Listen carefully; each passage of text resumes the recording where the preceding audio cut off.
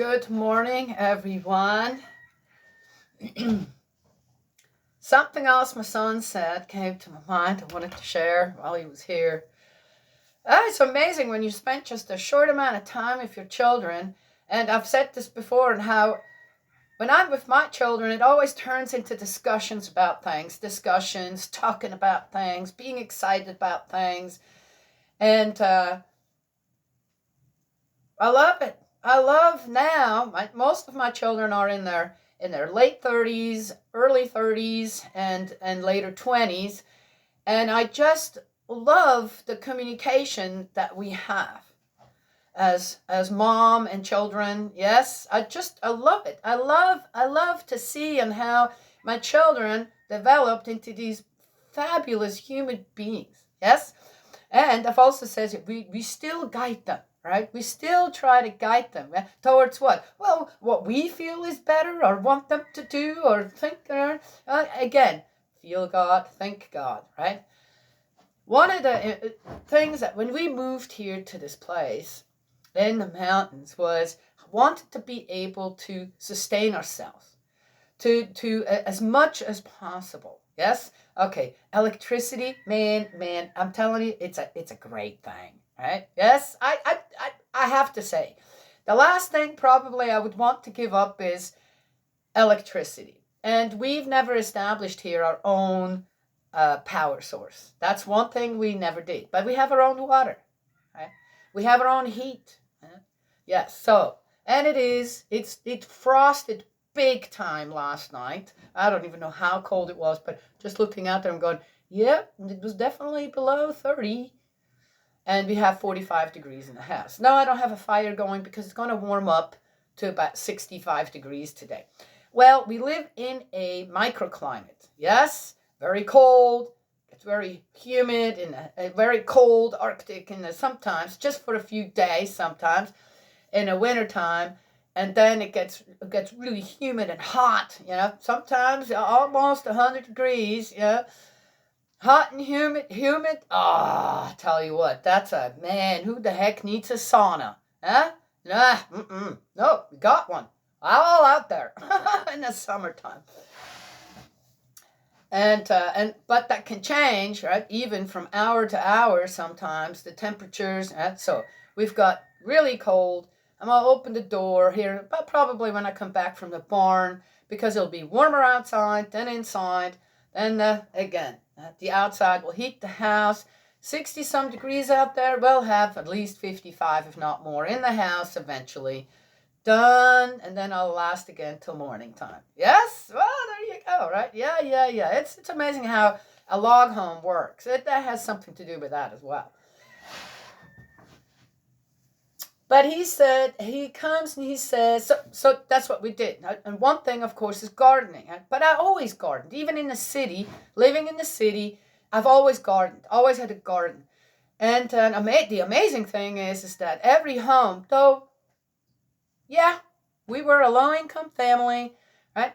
Somehow, through God's grace, we always found bought a home with a big backyard.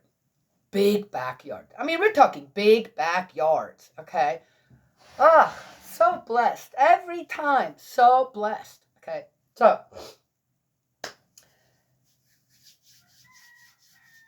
and of course, I continued that here. Here I also could raise goats and chickens, and which we had also in the city. Believe it or not, we did have a goat in the city at one point in one place. I can't remember how we got it, but we did end up having to give it away. I gave it up. There was a little farm up in Tilden in Berkeley, and we ended up giving it to them because it was a billy goat. Billy goats aren't like nanny goats. Yeah? So with little children, no. And it had horns. So it was just safer that way.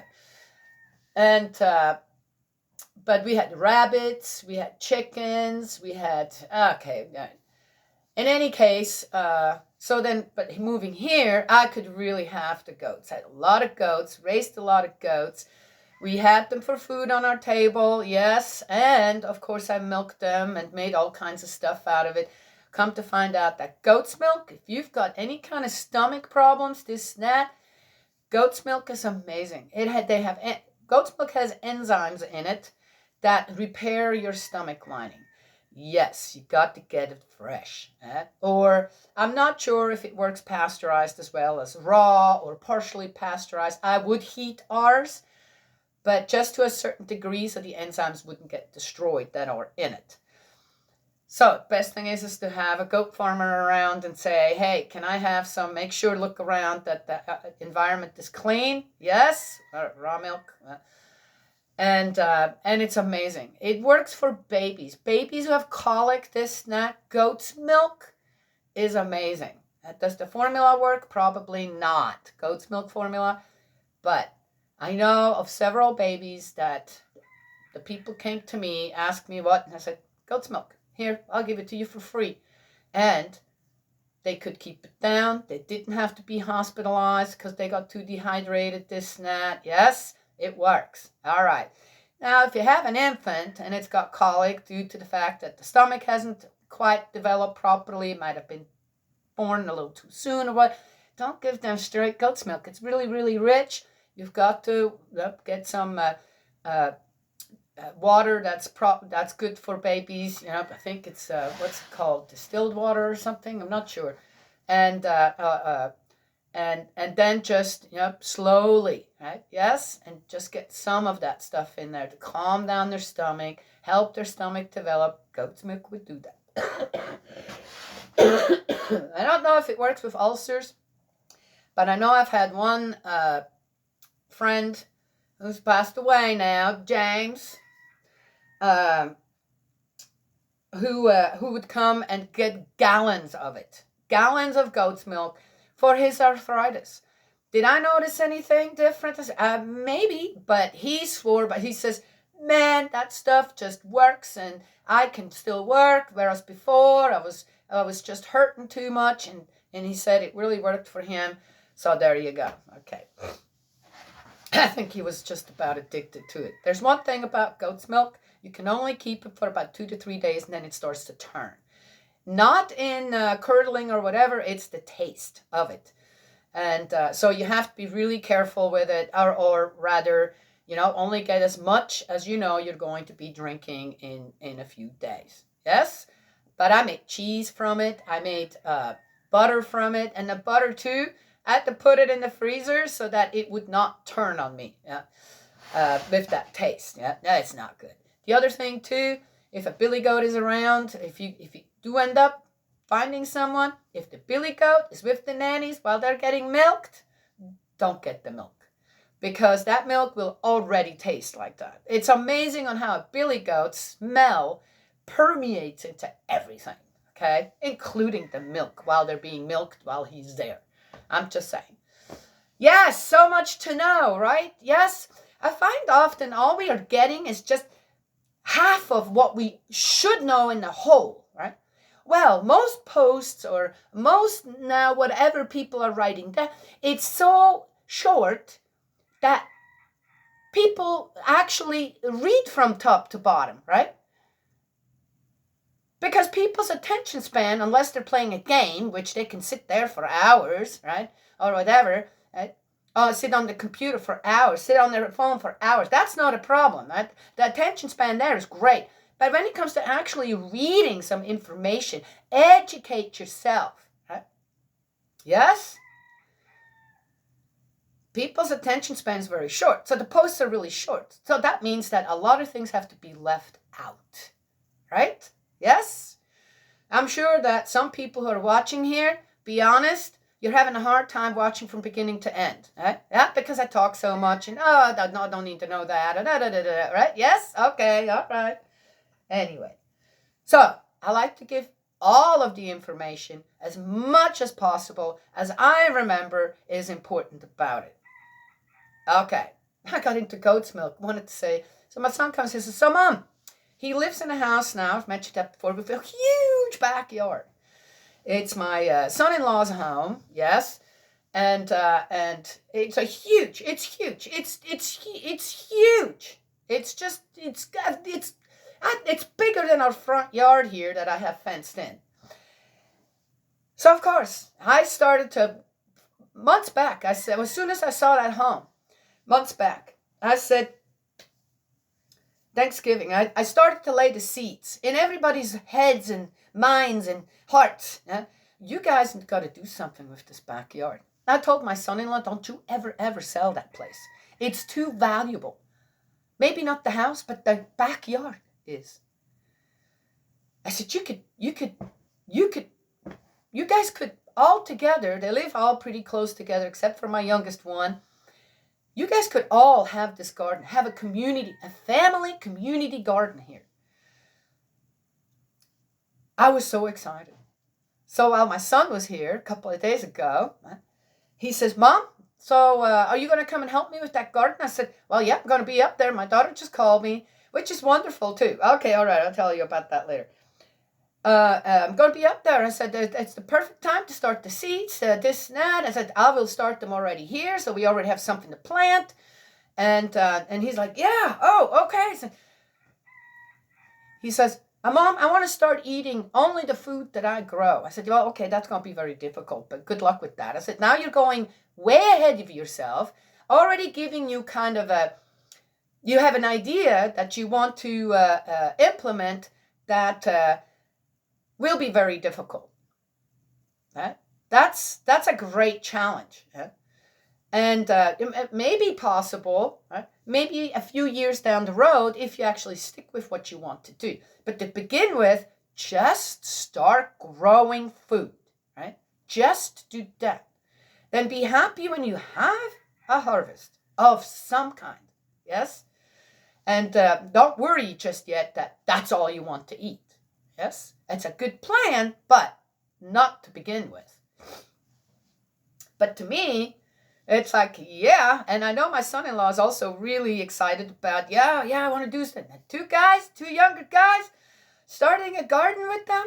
Yes, yeah, I'll be planting this up, I'll be supervising. I won't have to dig around in the ground, this and that, lifting big bags around, right? Yes? Ooh. That's the really great part about growing older. That, yeah, right. Anyway, so excited. So excited on how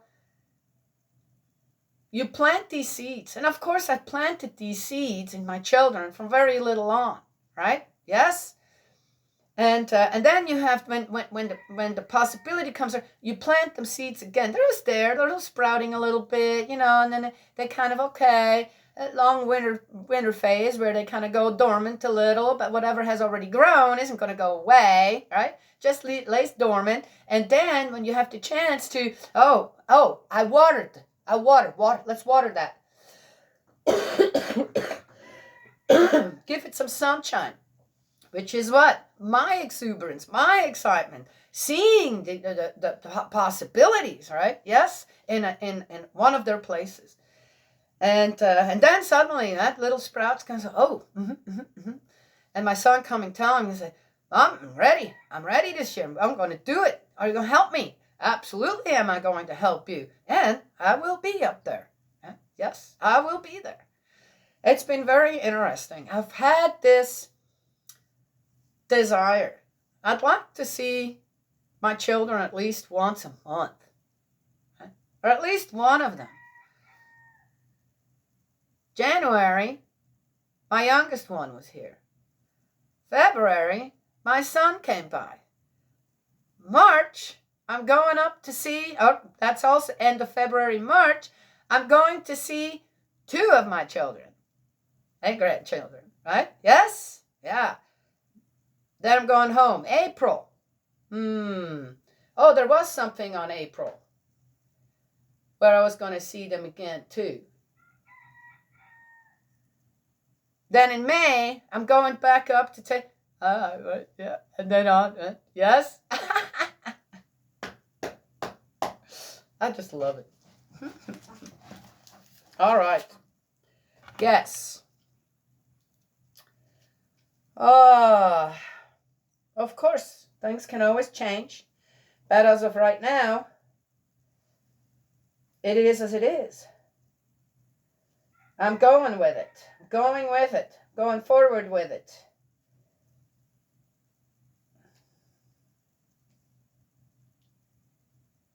All right. And though I wasn't going to plant anything here because I'm not going to be here, and I seen what happened last year, but I can't help myself. I'm going out to plant peas. I'm going out to plant carrots. I'm going out because a lot of it will be ready before I leave here. So again, for the summer, I can't help myself. It would be too hard. It's too hard for a seasoned gardener like me, loving the relationship with the plants as well. It's not just with the animals. I have a relationship with my plants. I can't help it. I gotta grow something. It just won't be as much. Ooh, is that why they call it spring fever? I think I'm a little early, aren't I? Okay. We are in the second book of Kings, 23. The solemn reading of the law and the renewal of the covenant. The king then had all the elders of Judah and Jerusalem summoned to him. Oh, he's not giving up. That's good.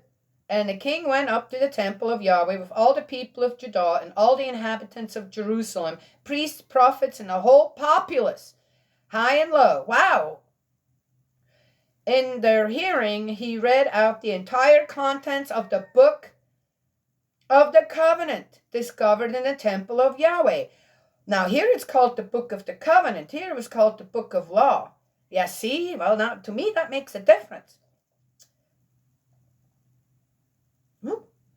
The king then, standing on the dais, bound himself by the covenant before Yahweh to follow Yahweh, to keep his commandments, decrees, and laws with all his heart and soul, and to carry out the terms of the covenant as written in this book. All the people pledged their allegiance to the covenant.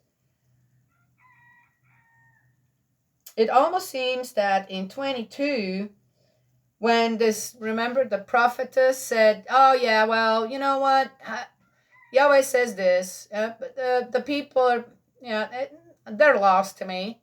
But I'm going to make sure that there's peace and harmony at this snap before you die, so you won't be a part of the mayhem. And here is Josiah, and what is he doing? Okay, well, I'm still alive. I am not just going to just live out my days here in peace, not worry about it, because I do believe that God has promised that to me. So what do I care about the people? No, he doesn't. What is he doing? That's amazing. I love reading this. Now we should just close the book and say, let's just leave it at that. Right? Yes? I got to keep reading. But that's exactly it. He didn't just, let's just the prophets. What does God say? And then, just with the elders, okay, you guys got, no, he's doing it himself. That's to be admired right here. Huh? Yeah. Okay. All right. So I want to believe everything that's here, and there's just that little part right here that I just read. Yes, I do.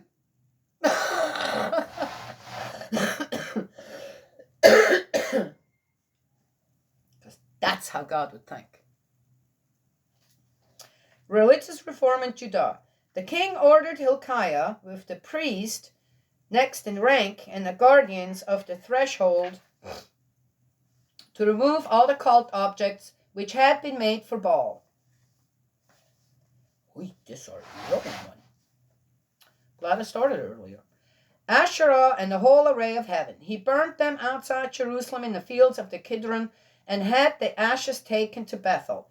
He exterminated the spurious priests whom the kings of Judah had appointed, and who offered sacrifice on the high places in the towns of Judah and the neighborhood of Jerusalem. Also those who offered sacrifice to Baal, to the sun, the moon, the constellations, and the whole array of heaven. So here, it's like the whole array of heaven is the universe, meant the universe, right? Worship the universe. We should not do that. No. No. The universe is part of the earth as well, right? The whole kit and caboodle. It's not gone. The universe is not gone. The sun's not gone. The moon's not gone. Stars aren't either. Yeah. Some people get confused with all that. That's why I don't believe in astrology either. Okay. Because that's just a different worship right there. And from the temple of Yahweh, he took the sacred pole outside Jerusalem to the Kidron Valley, and in the Kidron Valley, he burnt it, reducing it to ashes and throwing its ashes on the common burial ground. He pulled down the house of the sacred male prostitutes, which was in the temple of Yahweh. What? And where the women wove veils for Asherah. Ooh, I don't even want to know what they did there. But here's the one thing. It says here, he exterminated the spurious priests.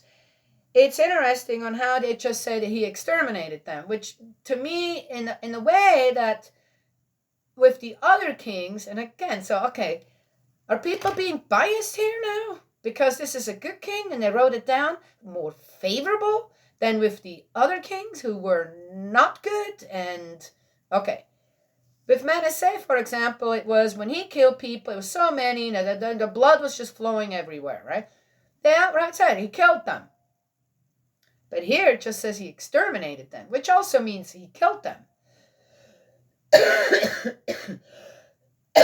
Or you can exterminate a project, just lay it aside, not do it anymore, right? Yeah? And get rid of it. That doesn't mean that it's killed. It's just, nope, don't need you anymore. Go on, do your own thing, stay with your family. You're not a priest anymore. Exterminated their position, which could mean that he didn't kill them, which also, again, in my opinion, would be the right thing. Yes? Well,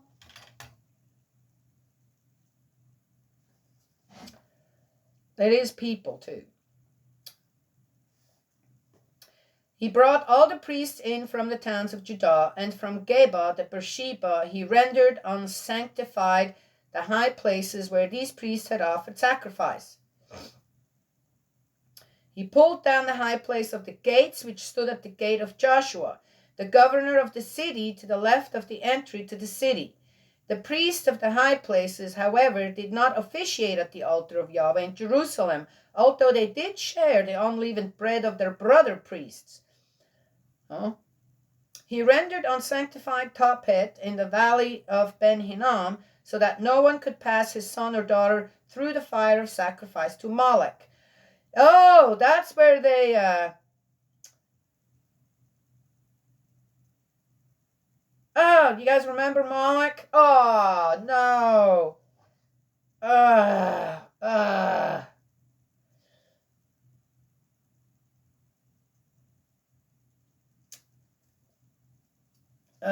No. He destroyed, see that, interestingly enough here, they don't say sons and daughters, they were babies. Supposedly they were babies sacrificed to this whatever, okay? And Moloch doesn't exist. Okay? No, Moloch never existed. It was something in the people's head. How sick do you have to be to sacrifice your babies, your little boys and your little girls? I have no idea. What is that? No, I don't want to hear any excuses. Yet, when they were talking about the sacrifice of fire, going through the fire, sent them through the fire, it seems like, oh, that was just a ritual, but it didn't. Now that they mentioned Moloch, I'm going, oh, they killed him. They burned him alive, probably. Ew. Oh my God. He destroyed the horses. And so many kings of Israel and Judah allowed that?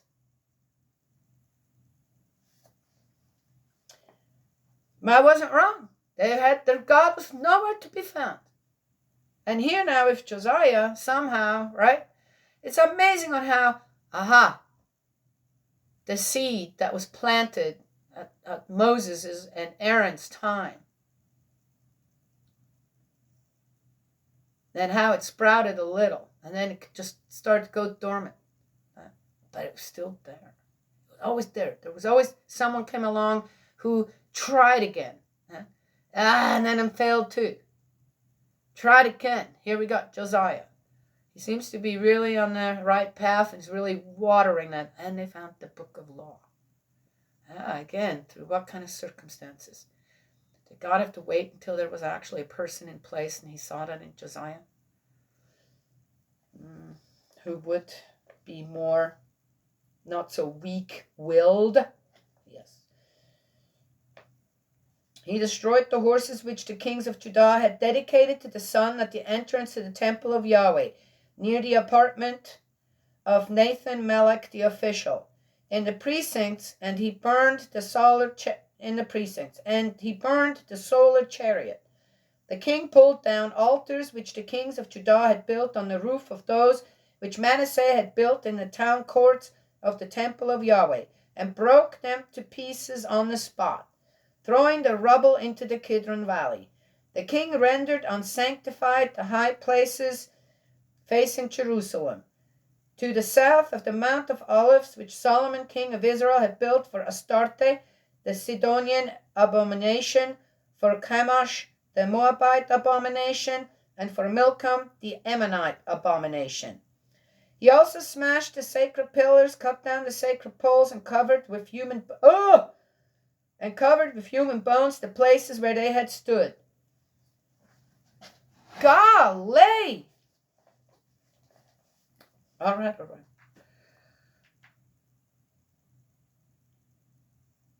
The reform is extended to the former northern kingdom.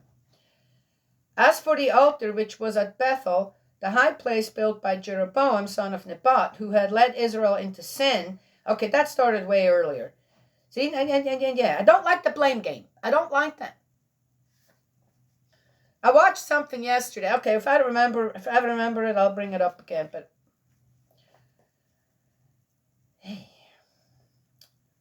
he demolished this altar and this high place as well, in the same way, breaking up its stones and reducing them to powder. The sacred pole he burned.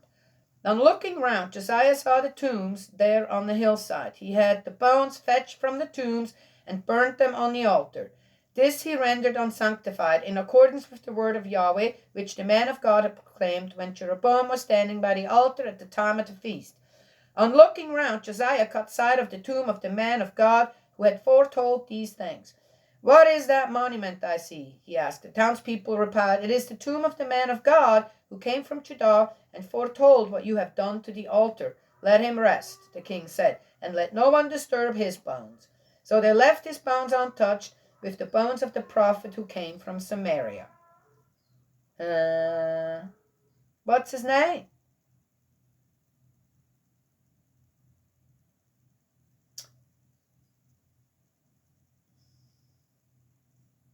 Don't know. Doesn't say. Which one was that? I bet you there was more than one prophet from Samaria. Josiah also destroyed all the shrines on the high places which were in the towns of Samaria, and which the kings of Israel had built to provoke Yahweh's anger. He treated these places exactly as he had treated the one at Bethel. Now wait a minute. Aren't they now at this time all under the yoke of the Assyrian king and the places, the towns in Israel? Okay, not Judah, Israel.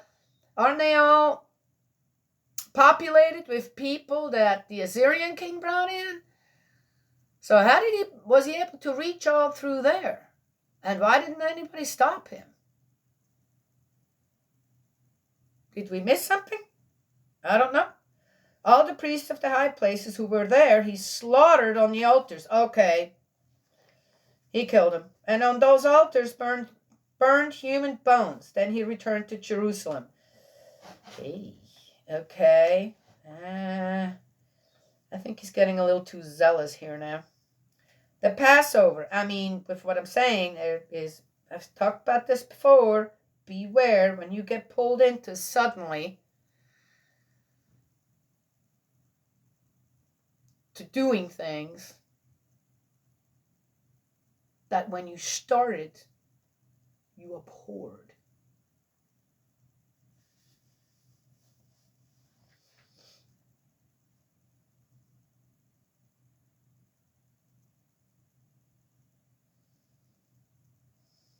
Be zealous, but beware that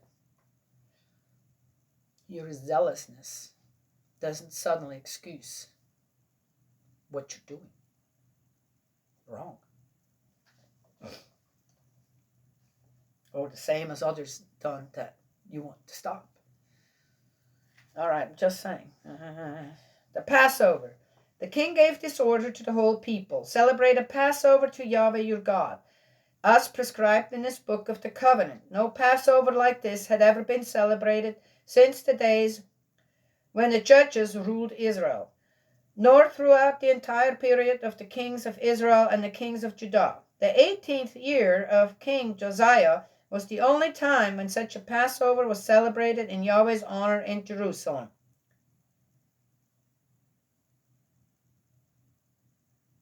Wow.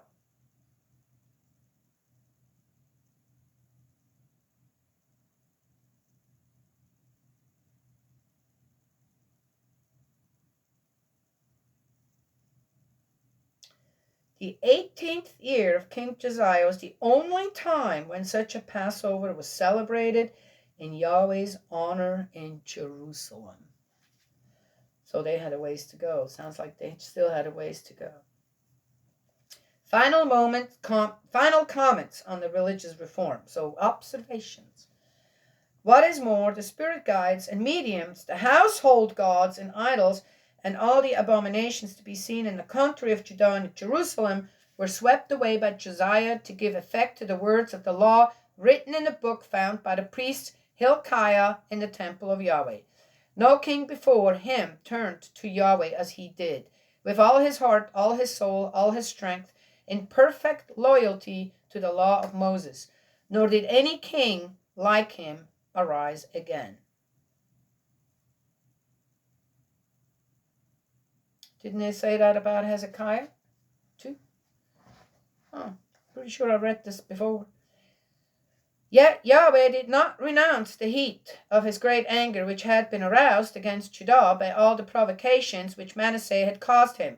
Yahweh said, I shall thrust Judah away from me too, as I have already thrust Israel. I shall cast off Jerusalem, this city which I have chosen, and the temple of which I have said, my name shall be there. They're going to use so come on. Also, I know you didn't do that. Don't worry. Oh dear me. Blaming God again, huh? Wasn't enough. Don't get overzealous. I told you. The end of the reign of Josiah, because it doesn't work with the people. If you get overzealous and you try to change things too fast for the people, as it sounds like to me, he went through a rampage through the country and got rid of everything. Now he did. He wrote the book to everyone, right? That's what it says here. So everyone was there. Everyone was listening. But my feeling is that the understanding on what was said there after all these generations and all this mess with the kings and their beliefs and the idols and the who knows what, I don't think the people probably understood an eighth of what was going on with this covenant with God, right? So the one thing I was missing is to educate the people. Okay, guys, I just read this. Now I'm going to put people in charge. I'm going to be there too every time, where we're going to come together again and we're going to talk about it. Educate you again on how it's all supposed to be done. And he could have said, please, when you're ready to really truly give your heart sincerely to God, get rid of what you don't need in your home anymore to worship other stuff. It seems to me that Josiah forced it on the people. And this last part on where, God didn't care. You cannot tell me if the people truly would have, with a sincere heart, some repentance or whatever, turned back to God and realized who they should be thanking for and be grateful for and have a relationship with, a connection to. Yes? There's no way God had said, nah, don't care. Don't care anymore. God made a promise to the people of Israel. So God breaks his promises. Or he's conditional. So God was unchanging and unconditional. That's what we're being taught, aren't we? So what do you want? Which do you want? Can't have it both ways. Not going to work.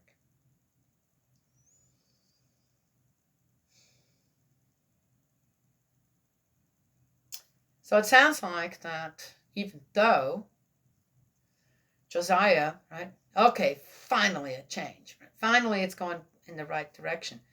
Were the people truly with Josiah? It doesn't say. And I could only see that, well, things still weren't good for the Israelites. First of all, they were still servants and slaves to who? At that time?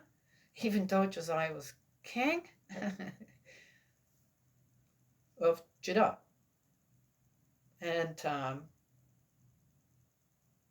who were the people there in Israel now? But the Israelites were moved to other places. And other tribes from the outside came in and populated the area.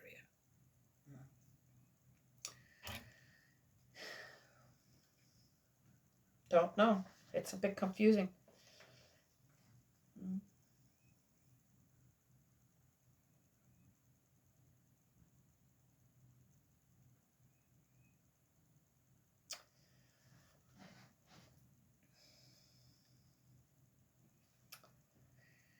But I guess the change didn't happen as fast as whoever wrote this down or witnessed, or here they're observing, right? So whoever is observing here, right?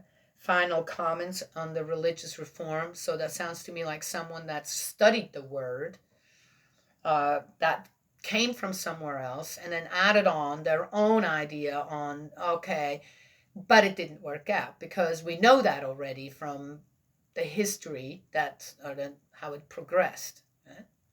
On how Israel, Judah, all went down.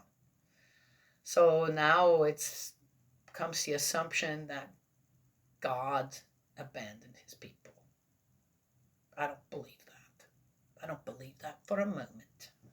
But all right, let's keep going. The end of the reign of Josiah. The rest of the history of Josiah, his entire career, is not recorded in the book of the Annals of the Kings of Judah.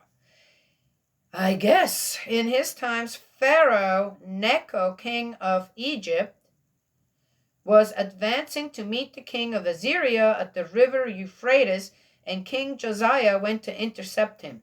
But Necho killed him at Megiddo in the first encounter. His retainers carried his body from Megiddo by chariot. They brought him to Jerusalem and buried him in his own tomb. The people of the country then took Jehoahaz, son of Josiah, and anointed him, proclaiming him king in succession to his father. What did I say? Overzealous. So now he's gone through the country, I guess unobserved, because at that time they didn't have internet and telephones, telling the king of Assyria, hey, by the way. Okay. But eventually it sounds like the message did reach him, didn't it? Or them.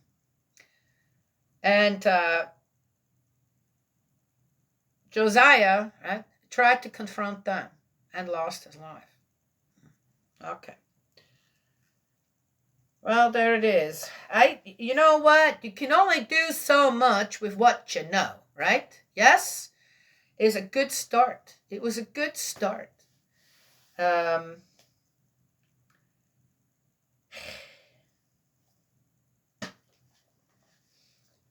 It's definitely nicer to read about this one than, oh, we're not done yet, than most of the other ones. So, okay. And due to that fact, right, here I am, right, so disappointed with all them other ones going, oh my gosh, what did they do? How did that work out? Selfish, and here I'm coming across Josiah. Wow, okay. Yeah, they're still, but yeah, okay. If I feel that way, how do you think God felt at that time? Oh, I'm seeing. Okay, you've been dormant for so long, disrespected, disregarded me. And here, oh. Finally, the tree is starting to have some sprouts of faith again. Yes? That wouldn't excite God? He would just throw that away? Just saying.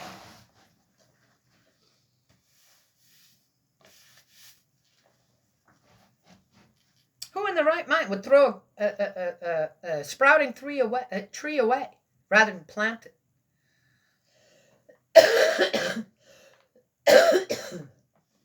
Remember, trying to restore God's reputation here. He would never do that. Never, ever, ever. All right. The destruction of Jerusalem. We have a little more. The reign of Jehoahaz in Judah. 609. Whoa, that didn't last long. Jehoahaz was 23 years old when he came to the throne, and he reigned for 3 months in Jerusalem. 3 months only? His mother's name was Hamutal, daughter of Jeremiah of Libnah. He did what is displeasing to Yahweh, just as his ancestors had done. What?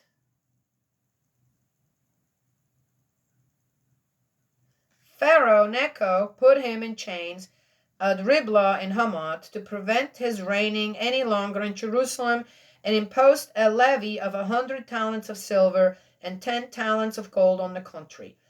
Pharaoh Necho then made Eliakim, son of Josiah, king in succession to Josiah his father, and changed his name to Jehoiakim.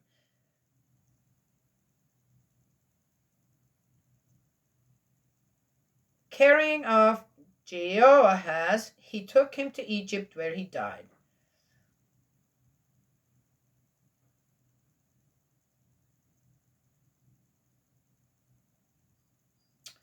What?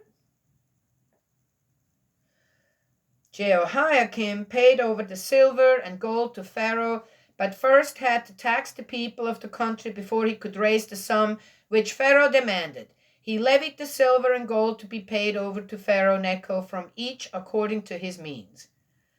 Oh. So the one before of Josiah's sons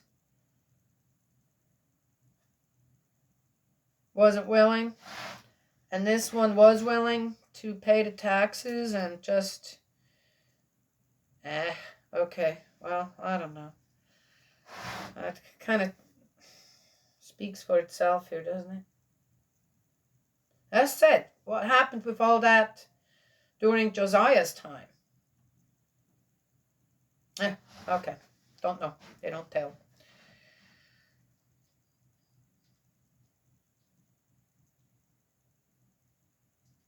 The reign of Jehoiakim in Judah, 609 to 598.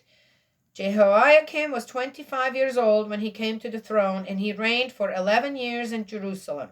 His mother's name was Zebidah, daughter of Pedaiah of Rumah.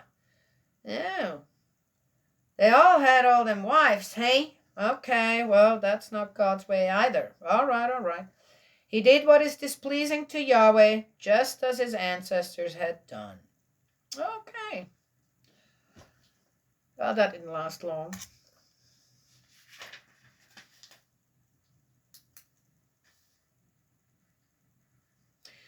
I said what I find here. So one of these kings comes along.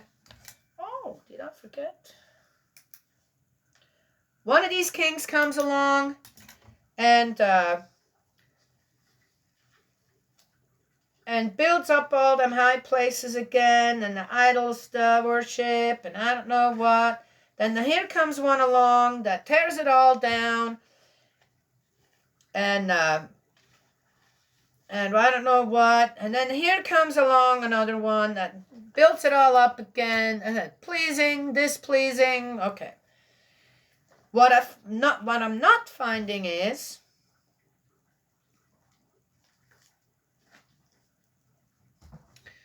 even if you're under the yoke of someone else, right? Live somewhere else, right? You can still do what? Have a proper relationship with God. You can't. I guess that's why God more or less is invisible in spirit, as his spirit world. And we have to make that connection. We have to make that effort ourselves to see that world, to see God, to make God visible. Yes? But that's something that no one can take away from you, and no one can just give you either. You've got to make that effort all on your own. So, any of the kings that were there, that were pleasing to God, okay, in a way, okay, for some things, how come these kings didn't continue to educate the people? Josiah seems to have done that by getting everyone together and showing them the book of the covenant, reading it out to the people. I said, how much did they understand of all that, really, after so many generations removed, not having been taught anything about it, or very little? And then, instead of Josiah saying, I got to bring my flock back together and to God where they need to be, and pay a little more attention to that. Yes, he did what? He basically rampaged through the country to destroy what's, displeasing to Yahweh. What did I just say? If Josiah would have been successful in bringing God back into the people's hearts and lives, they would have automatically started to take all that down, don't you think? Or just, hey, you know what? We kind of have to, in order for us to regenerate, restore our people to God, we're going to have to do this by causing as little waves as possible, right? With the ones who were truly reigning over them. The Syrians, the Egyptians, and who knows who, right? Yes?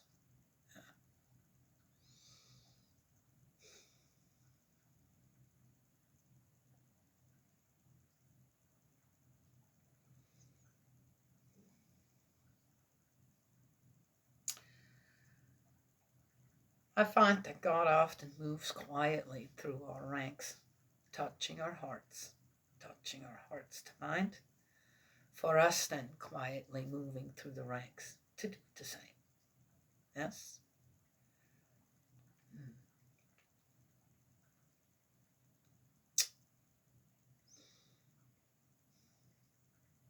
Anyway, that's all I have to share this morning. Got to go to the barn again, every day, again, twice. I love going over there, hanging with the animals, seeing how they're doing. I got to check one of Bo's hoofs. He may have a little problem there, but I was told about.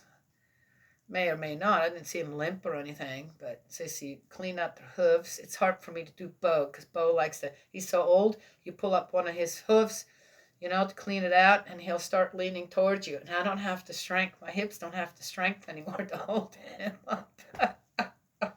So she does that one for me. And she said, you might want to check that one hoof. I'm going, okay, how am I going to do that? Well, if he's eating, he's a little less, yeah. When he's eating, he's busy and not so, oh yeah, there's somebody to lean on. He also knows he's old enough. He's not, he's a very smart horse. He knows if he starts leaning on you, right, you'll let his hoof go. Yeah. But I have to, gotta check it. Just if I can just get some comfrey on there, it'll probably be fine. Always something. Oh, last thing.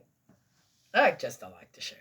So Juniper, the cat that I got that got declawed, and all right, I didn't do that. I got that cat. She was 9 years old, and my daughter got her from someone who didn't want her anymore or something, and she, because she's, and my daughter has a cat now, her husband has cats as well, so they've got cats and dogs. Because she's declawed, probably had been around other cats, and if you're declawed, you become a very timid cat, this and that, very fearful. Not that she can't tries to defend herself, but there's definitely a difference in this cat due to the fact that, and so I got her, and she's been upstairs having a good time. She's really changed a lot since I got her. So this morning she came downstairs with me. She's been coming downstairs, especially at night, and while the dogs are all snoozing. And she came down with me this morning while I went to make the coffee. It was still dark outside, and I thought, I wonder if she'll come out on the porch. So I opened the door and I went outside, and she followed me. And she went first to the front part of the porch, like looking around, and I could tell that she wasn't slinking or anything. She was really interested, and oh wow, what is that? Then she went over to the other side, and there too, and I'm going, and then she kind of went to the steps, and I'm going, oh my gosh, she's going all the way down to the yard? No, no, no, no, no, no, no. That's a little too soon, I think. In the dark, I wouldn't be able to find her.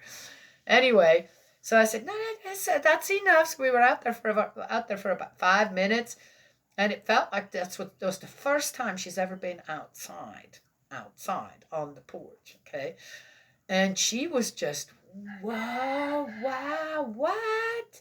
And it was very exciting to see that. Am I making a mistake? Could she get lost? And cats don't get lost, but if she ends up liking going on the porch, maybe out into the front yard, and she decides to go wander farther out, maybe even stay out at night or something, because she could get eaten by a coyote. So I don't know yet. We'll see what happens, right? Yes? She's probably still going to spend most of her time upstairs. But what if? I have to tell you, a short life free. Right? Exploring the world, I think. Even for a cat, is much better than being in an environment that's for a cat isn't really natural, is it? So be it. She's used to it. She's 10 now and used to it. But all right. Why change things? Because she sits by the window upstairs, the open window, half the day, half the night. Yes? Never scratches at her. She just looks. Used to that. Here, I can give her, well, okay, all right. People can look at it any way they want to. That's how I look at it. Yes? Quality over quantity, I always say. All right, okay. That doesn't go with everything, but I think it goes with this one. That's it. That's all I have to say this morning. God's love and blessings always. May He protect you, and I will talk to y'all another time. Ooh, that was a long one. What did I start out with? Okay.